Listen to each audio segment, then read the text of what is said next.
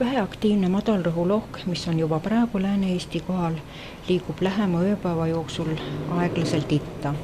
Sadude ja äikeste tõenäosus on suurem täna õhtupoolikul läänepoolsetes maakondades ja homme idapoolsetes maakondades.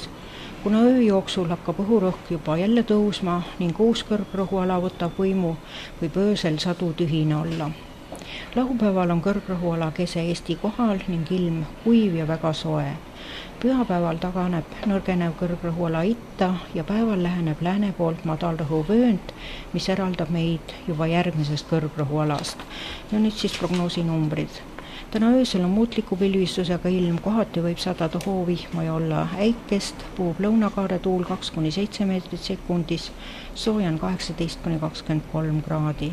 Päeval on pilvisem ning mitmel pool sajab hoovihma, on äikest, sadu võib paiguti tugev olla. Puhub edela ja lääne tuul 3–9 meetrit sekundis, äikese ajal on tuul puhanguline, sooja on 24–29 kraadi.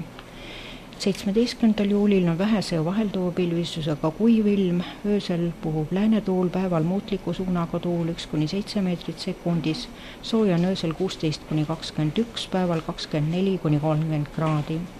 18. juulil on vähese ja vahelduva pilvistusega ilm, päeval võib kohati sadada äikese vihma, puhub kagutuul 1–7 meetrit sekundis, öösel on sooja 17–22, päeval 24–30, kohati kuni 32 kraadi.